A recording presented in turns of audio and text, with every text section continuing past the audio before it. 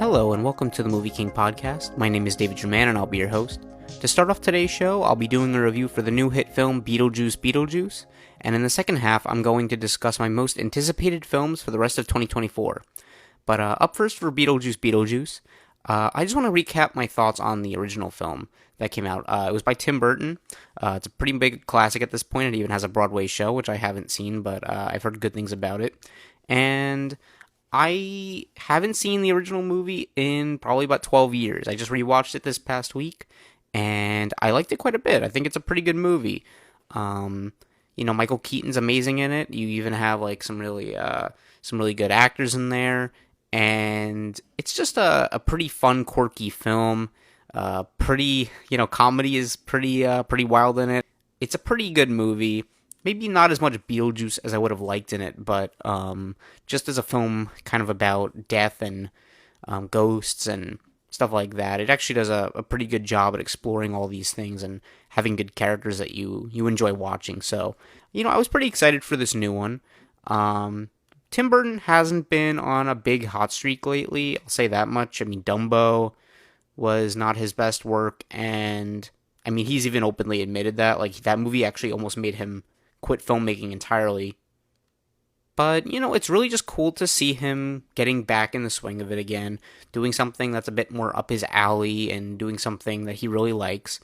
And returning to these characters is a really good idea for him. So I thought the trailers looked pretty good. I think they looked exciting. It looked fresh. It just looked like a nice return to form for Tim Burton, as well as a nice sequel for the original film. And with that being said, I think this movie largely resembles the current state of Tim Burton as a director, which would be good, not great. I think it used to be better than it is, but there's still a spark. And let me elaborate on that a little bit. So, Tim Burton used to be like the guy. You would know Tim Burton. You always know Tim Burton when you see his movies. There's some directors out there that you just recognize their work without even having to look up who made it. It's like Tim Burton just has a very distinct style on screen that you can point out and say, that is Tim Burton without a doubt. And that was one of his trademarks. You always knew you were watching a Tim Burton movie. And he's always maintained that throughout every movie he's done. You always know you're watching a Tim Burton movie. That hasn't changed. But what has changed a little bit is I don't think his movies have been as good as they were. I think he's had a bit of a decline in quality. Just the material in the film, it's not as good as some of his earlier works. You can just kind of feel that in it. But there's still a spark. You can still feel that Tim Burton is popping out. And his direction is one of the biggest highlights of the movie. So I have to give him a lot of credit. You can really just tell he enjoyed making this movie. And part of that is his signature practical effects. It is so nice to see practical effects used here the way they are. Similar to Alien Romulus, I kind of raved about those practical effects a little earlier on a few episodes ago. And it is so nice to see them here. It's just like stop motion and very clear like animatronics and costumes. It's just everything that you want. Like, if you're sick of CGI and you're sick of these computer-generated animated characters, then it's so nice to just see something real in front of you that is real and you can almost touch it because that's how real it feels. And it's not as distracting. It's like ironic, like CGI is supposed to make it less distracting because it looks more real, but at the same time, you're not looking at something real, so it kind of tricks you a little bit. And seeing these real big effects are actually more convincing in a way. And I think it's also just very charming also in a way to just see like a giant sandworm that's totally not realistic at all, but it just kind of fits the world. It fits Tim Burton's look and feel and vision. So it really works in that way. And I really enjoyed that aspect of this movie. But performances also are very good here. Michael Keaton, as in the original, is terrific. Probably one of his best performances, not even just here, but the original too. It's just one of his best characters that he plays. He just has such a liveliness to it, and I love his delivery. Everything he just says and does is so funny. I love it. Jenna Ortega is also good here.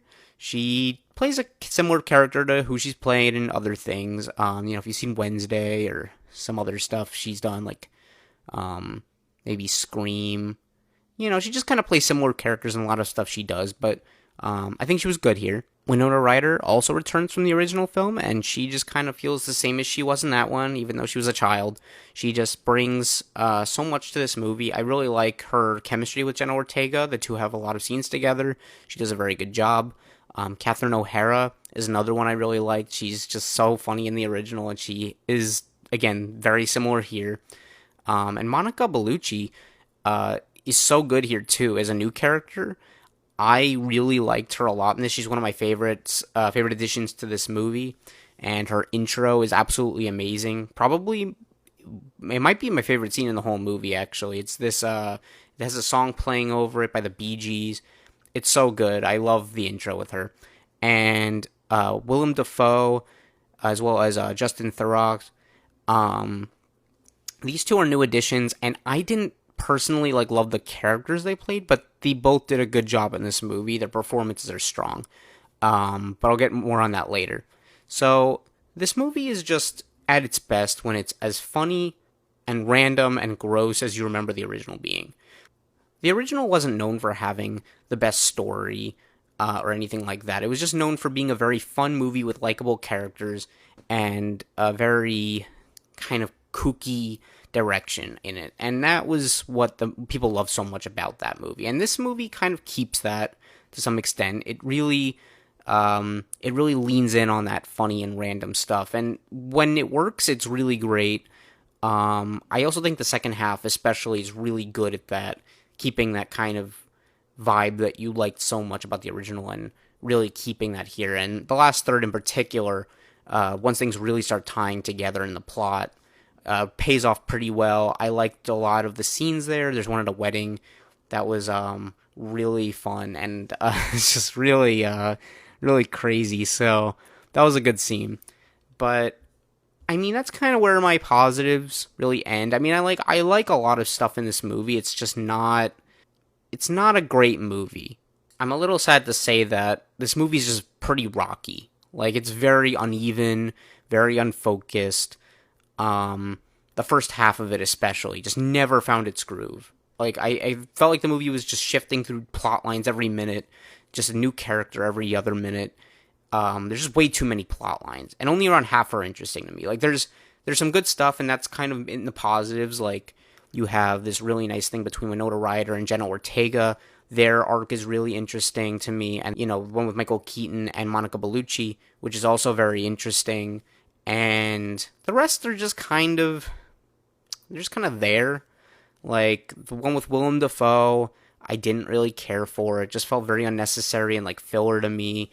There's 5 or 6 storylines off the top of my head that just are there, and they all kind of work as a tangled web where everything's tying into other things, but most don't really have a great investment. You don't really care that much about some of the other stuff going on because it's not related to our leads. The leads are really carrying this movie, and that again is a lot of the characters from the original film, as well as a couple new people here. But you just kind of want Justin Theroux, his character's here, but you're not really sure why. There's just a lot of stuff here that I couldn't figure out what they were going for. I think the script needed a few more drafts of just kind of refining on the story and just keeping things tighter. I mean, you have the first movie, which barely even has a story, looking back. Sure, it has a basic plot, but there's not much of a real story keeping things going. This movie has way too much going on, and it's very unfocused. It shifts focus, and you're just kind of left to wonder what the story's truly about. I couldn't figure out for a while, what the real focus was. My other problem is even the more interesting arcs don't have that much development. Lydia's character and the daughter relationship, and Beetlejuice and this person from his past, they got explored, but I wish they did more with them. I think if you just took away some of the subplots that weren't truly necessary, and you really focused on these two things that were really essential, and maybe one other thing that was also kind of good, I think your story would be a lot better and tighter and cleaner and just more interesting throughout. There's also just too many characters and not enough focus on each one of them to give each person a really satisfying arc. And there were some subplots, again, that one of them started off kind of boring but got interesting by the end. It was just a mix of things that I wish was much more well thought out and well written than it was. I wish the movie wasn't so messy. But despite the issues I have, I think the movie does actually get more right than wrong. It's a very messy movie, kind of like Deadpool and Wolverine, where the messiness doesn't outweigh the amount of fun I had. And, I mean, this one's more narrow than that film, but it's very messy and disappointing narratively. I have to admit that. I think that's, like, I can't, get away from that. But it's also fun and entertaining. I was very entertained throughout the entire movie. I was never, even the stuff I wasn't very interested in narratively, like, I thought there was still entertainment to it. And seeing the cast back as these characters and enjoying Burton's vision and just seeing the signature look and practical effects and just everything. Danny Elfman's score also, I have to mention, is like his theme in Beetlejuice is one of my all-time favorite themes in any movie. And just seeing all that made it worthwhile, made the sequel worthwhile, made it worth watching. And again, it has a lot of problems, and this is a pretty mixed bag. Like, I'm not going to say I like this movie, really, but I didn't dislike it either. And I think it's a pretty mixed bag, and I'm hoping I'll like it more on another viewing. I'd probably give it a B-. It's just passable, nothing to run home about. But, if you're just excited to see these characters again, you don't care too much about the story, you don't care too much about, things being extremely investing on just a narrative level, then you'll probably have a good time watching it if you like the first one. But otherwise, this is not a very impressive film. I was kind of expecting a little more from it, and honestly, I was a little disappointed walking out. But Tim Burton still just has such a nice touch in his filmmaking. I love the way his movies feel and look. So that made it worthwhile to me. And now for the second half of this episode, we're going to talk about my most anticipated movies for the rest of the year, being from mid-September to the end of 2024. And the first one on my list is Superman, the story of Christopher Reeve. I talked about this in my episode about upcoming DC films. This is not a Superman movie. This is a Christopher Reeve documentary. And I don't know the full extent of Christopher Reeve's life, but I just think the trailer looks fantastic. And I think I just love Superman as a character and what he stands for. It stands for hope and always doing the right thing and inspiring others. This movie looks like it captures that spirit perfectly, and I can't wait to see it. Up next is Joker 2. This is a film that I'm skeptical about. Also, I mentioned it as my upcoming DC releases. This is a film I'm very skeptical about because the first one did not need a sequel. I don't think there was really a purpose for it. I did say if they were going to do a sequel, they should have brought Harley in, and that's what they did, so that's pretty cool. But just the idea of it being a musical, and if you're not aware, this movie's going to be a musical. It's not going to be a drama like the first one. I mean, it will still be a drama, but with some singing and maybe dancing in it too. But that's an interesting move, and I applaud them for doing something so bold. But I don't know. I don't know if it's going to be great. I hope it is, but I'm a little nervous about it. I think being nervous about it also makes me very excited to see it, so that's why it's so anticipated for me. But also, not to mention how much I really like the first Joker. So that one I'm very excited for. And next is We Live in Time. This is a drama with Florence Pugh and Andrew Garfield. These are two great actors, some of the best working today, in my opinion. And I think the trailer has looked really strong. It looks like a very emotional movie, very gripping one. I love these kind of movies when they're done right. And this one looks like it's going to be very good. Reactions have been very strong from festivals, and I just can't wait to see what they do with it. Next up is Saturday Night. This is kind of like a real-time first episode of Saturday Night Live premiere, and everyone's panicking and getting ready and thinking it's going to fail. It looks so good from the trailer. The cast is strong. I'm a little interested to see it because the director and the writer have been behind the two most recent Ghostbusters movies, which I really liked. Ghostbusters Afterlife.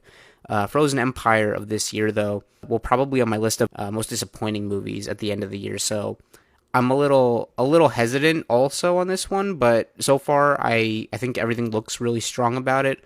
So I'm very excited to see it. And next up is Heretic. This is an A24 movie. Anything by A24 I'm automatically going to want to be excited for. And this stars Hugh Grant, and it's by the writers of the first A Quiet Place movie. They also wrote and directed this movie called 65 last year about dinosaurs with Adam Driver. That should have been a great movie.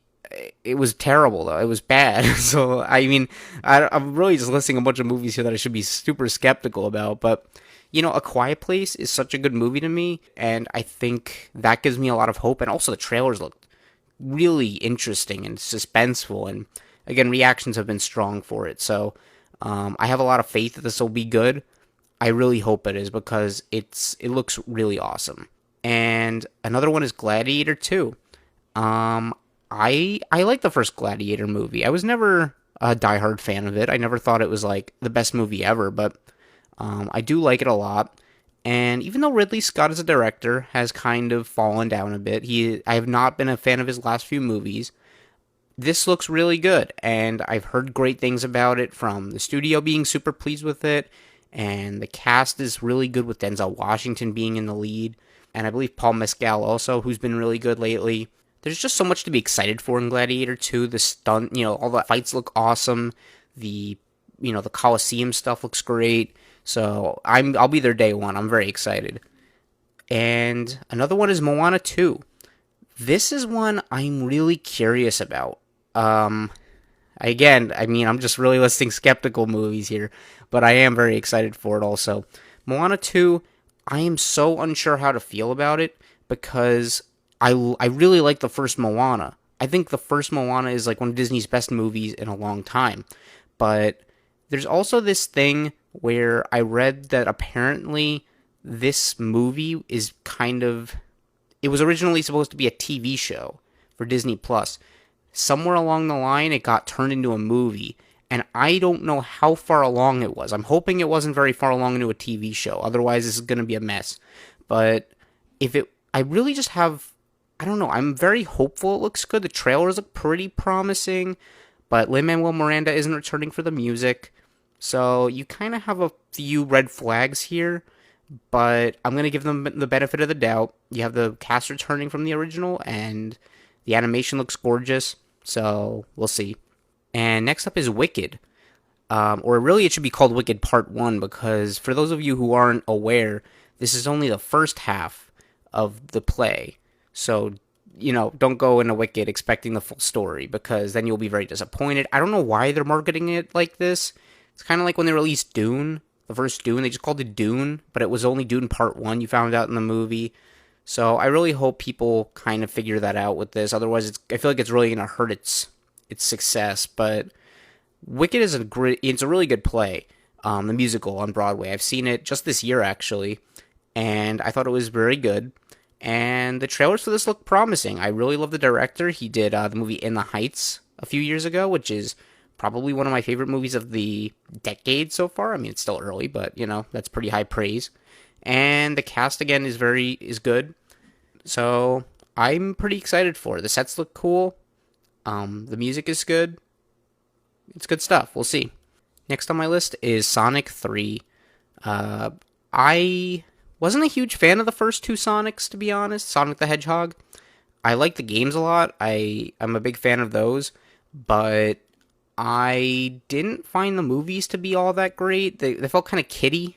And even though they had some cool fan service in there, I just didn't feel like it was enough to make up for the boring human characters and uninteresting subplots. Jim Carrey's great, though. He's been a consistent factor in all two. I'm assuming the third one, but I'm sure he'll be great in that. And, we have Keanu Reeves, though, coming in for this one. And I have to say, the trailer blew me away. I was really impressed by how good the trailer looked. So I really hope this is a good movie. I'm crossing my fingers so much that it's going to be the best of the three, because it does look that way.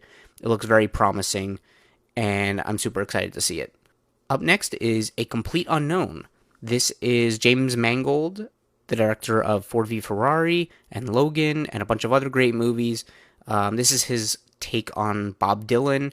It's a biopic for Bob Dylan, and Timothy Chalamet's in it. It looks really good from the trailers. I can't wait to see what he does with this. I think it's going to be really good. I think it's going to probably be a pretty big Oscar contender, should it be as good as I think it will be. And I'm really excited to see that one. And last up is Nosferatu, directed by Robert Eggers, who did the movies The Witch and The Lighthouse. If you know me, you'll know I'm a huge Lighthouse fan. I was pretty much quoting the movie all the time as soon as it came out. I even have a command on my phone that as soon as I say "Hark Trident, Hark," it'll just repeat that whole monologue. If you ever see me in person, you should try doing that. But I love that movie, and I know so he did The Northman that came out a few years ago. These are all great movies, by the way. I think all of them are really good. So I have again all the faith in the world in Nosferatu that'll be good, and the trailer looks good. I'm sure it's going to be very grim and bleak, but also really beautiful. Everything this guy does is just so interesting visually and audibly. Um, I think this will be a really good movie, and I really hope it lives up to the hype. So, those are my most anticipated films of the year. There are plenty others I'm excited for, but these are probably the ones I'm the most curious about, at least, or surprised about, most interested in, all that great stuff. So, very excited to see where these go. And that about does it for this episode. If you want to follow my reviews, you can find me on Letterboxd at MovieKing1224. You can also listen to this podcast on your favorite apps such as Spotify, YouTube, Apple Podcasts, and Amazon Music. If you have any comments or feedback, I would love to hear it and improve the show. And of course, if you've enjoyed this episode, please consider liking, subscribing, and hitting the notification bell to hear more like it. I appreciate you all so much for listening, and I'll talk to you next time. Thank you. Bye-bye.